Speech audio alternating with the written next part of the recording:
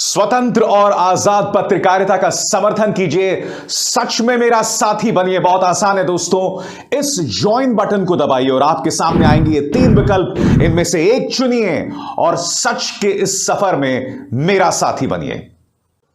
नमस्कार दोस्तों, स्वागत है आपका मेरे इस मंच पर। देखिए, उत्तर प्रदेश चुनाव या तो भारतीय जनता पार्टी को लग रहा है कि वो किसी भी कीमत पर जीतने जा रही है, या उससे लग रहा है कि वो हार चुकी है चुनाव। खासकर बजट जिस तरह से सामने उभर कर आया है, और बजट में ना आम इंसान के लिए कुछ, ना मिडिल क्लास के लिए कुछ, ना किसानों के लिए कुछ। उल्टा किसानों ने जो 1 साल आंदोलन किया था, मानो सरकार ने उनसे बदला लिया है, और मैं आगे जाके आपको बताऊंगा। मगर सबसे पहले दोस्तों, सरकार का अहंकार सामने उभर कर आ रहा है। जैसा कि आप जानते हैं, कल राहुल गांधी ने बजट पर अपनी प्रतिक्रिया देते हुए कहा था कि यह एक जीरो सम बजट है, यानी कि इस बजट में किसी को फायदा नहीं है। नौकरी पेशा लोगों के लिए नहीं कुछ, किसानों के लिए कुछ नहीं, मिडिल क्लास के लिए कुछ नहीं, यानी कि इस बजट में किसी के लिए कुछ नहीं है। अब उस मुद्दे पर चुटकी लेना चाहती थी वित्त मंत्री निर्मला सीतारमण, मगर जाने अनजाने में उन्होंने उत्तर प्रदेश के रहने वाले लोगों का अपमान कर दिया, और यह एक बड़ा मुद्दा बन गया है। सबसे पहले अब मैं आपको सुनवाना चाहता हूं निर्मला सीतारमण का बयान। इसमें 2 चीजें सामने उभर कर आती हैं। पहली बात, जब विपक्ष का एक नेता कुछ कहता है तो उसका मजाक उड़ाने के बजाय उसे तर्क के साथ जवाब दीजिए ना।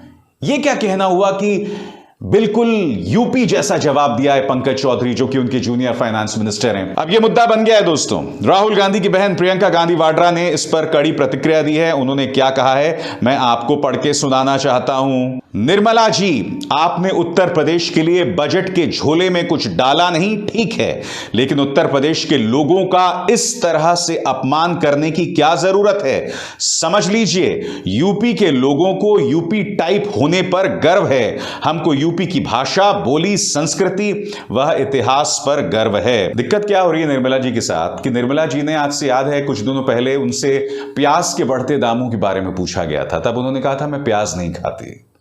तो निर्मला जी बार बार इस तरह के बयानात दे रही हैं, और जैसे मैंने कहा ना, विपक्ष के बयानों को संजीदगी से उस पर चर्चा करने के बजाय इस तरह के अनाप शनाप बयान देना। मसलन पीयूष गोयल, भारतीय जनता पार्टी के जो ट्रोलू सेना है ना, उनके प्रमुख कहलाए जाते हैं। उन्होंने कहा कि राहुल गांधी को मैथ्स नहीं आती है, गणित नहीं आती है। अब जैसे मैंने कहा ना आपसे, तर्क पूरी तरह से गायब। उल्टा पीयूष गोयल को समझना पड़ेगा कि जब आप किसी पर मैथ्स ना आने की बात कहते हैं, पहले आपको खुद से सवाल पूछना पड़ेगा कि क्या आपको साइंस आता है। क्योंकि आपके मुताबिक तो ग्रेविटी की डिस्कवरी आइंस्टाइन ने की थी, जबकि अब तक तो हम यही जानते थे कि भैया न्यूटन ने ग्रेविटी की डिस्कवरी की थी। सुनिए, आज से कुछ महीनों पहले किस तरह से यह बयान देकर बहुत ही ज्यादा समझदार नजर आए थे पीयूष गोयल। बजट को लेकर भारतीय जनता पार्टी सरकार और उसके नौकरशाहों का अहंकार तमाम जगह पर दिखाई दे रहा है।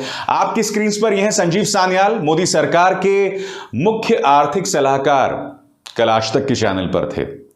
एंकर ने उनसे एक सामान्य सा सवाल पूछा कि भाई, मिडिल क्लास के लिए टैक्स में आपने, टैक्स स्लैब्स में, इनकम टैक्स के स्लैब्स में कमी क्यों नहीं की। इस कदर बौखला गए, मैं समझ नहीं पा रहा हूं इनकी बौखलाहट की वजह क्या। पूछना चाहता हूं, अगर आप मोदी सरकार में ब्यूरोक्रेट हैं तो क्या बदतमीज होने का आपको लाइसेंस मिल जाता है। संजीव सान्याल, अगर आपके पास सवालों का जवाब नहीं है तो घर में रहिए, बंद रहिए, टीवी पर मत आइए इस तरह की हरकतें करने के लिए। मैंने आपको जो तीनों मिसालें दिखाई हैं, कहीं ना कहीं इस सरकार के अंदर एक अहंकार दिखाई देता है दोस्तों, और ऐसा लगता है सरकार ने मिडिल क्लास और किसानों से बदला निकाला है। खैर, मिडिल क्लास के बारे में बाद में करूंगा, मगर सबसे पहले आपकी स्क्रीन पर एक खबर देखिए दोस्तों। फर्टिलाइजर सब्सिडी जो है ना दोस्तों, उसे इन्होंने और कम कर दिया है। यानी कि किसान जो 1 साल तक सड़क पर था, उसका सिला यह सरकार इस तरह से दे रही है। और सरकार के लिए शुभ संकेत कहीं से नहीं आ रहे हैं। कल जैसे ये बजट आता है दोस्तों, तो दो न्यूज चैनल्स एबीपी न्यूज और आज तक ट्विटर पर एक पोल निकालते हैं कि आपके हिसाब से बजट अच्छा था या गलत। दोनों के नतीजे क्या है आपकी स्क्रीन पर। सबसे पहले एबीपी न्यूज, आपका बजट कैसा रहा? इसमें 31% कह रहे हैं अच्छा, 69% कह रहे हैं खराब। आज तक केंद्रीय वित्त मंत्री निर्मला सीतारमण ने आज देश का आम बजट पेश किया। कैसा लगा आपको यह बजट? अच्छा कहने वाले 28%, खराब कहने वाले 48%, औसत कहने वाले 16% और पता नहीं कहने वाले 9%। कायदे से तमाम न्यूज चैनल्स को इसी के आसपास डिबेट करने चाहिए थे। मैं न्यूज चैनल नहीं देखता, कमेंट सेक्शन में जरूर बताइएगा कि क्या न्यूज चैनल्स ने इस बजट को लेकर सार्थक और ईमानदार बहस की। क्योंकि देखिए, अगर आप सार्थक और ईमानदार बहस नहीं करेंगे ना, तो फिर वही होगा जो कुछ देर पहले आपने देखा संजीव सान्याल आज तक के एक एंकर के साथ कर रहे थे। वही बदतमीजी होगी। फिर जब राजनेता आपको ईमानदार बताते हैं तो आपको बहुत जोरों से एलर्जी होती है। उससे बचिए, ईमानदार सवाल वाकई में पूछिए, संजीदा सवाल पूछिए, सत्ता में जो बैठे हैं उनसे सवाल पूछिए, वो बहुत जरूरी है। क्योंकि मीडिया क्या कर रहा है मैं आपको बताता हूं। जी न्यूज की यह खबर देखिए, पुतिन को मोदी का ग्रीन सिग्नल। अरे भैया, पहले देश को संभाल लो, फिर पुतिन को संभालना। दोस्तों, आप जानते हैं कुछ दिनों पहले मैंने एक चैनल का एक क्लिप देखा था।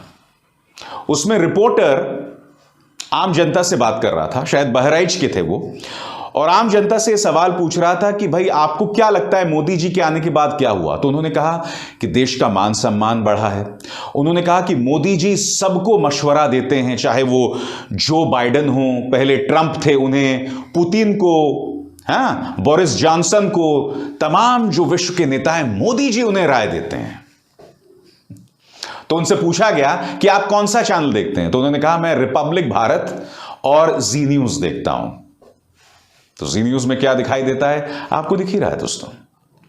ये जो चीज मैंने आपको दिखाई, इसका नाता बजट से नहीं है।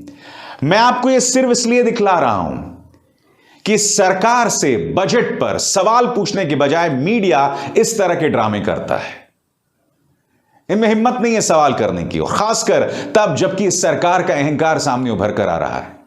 और सच बताऊं तो मुझे इन चैनल से उम्मीद भी नहीं है। मैं ये दावे के साथ कह सकता हूं कि आने वाले दिनों में भी इनका यही बर्ताव जारी रहेगा।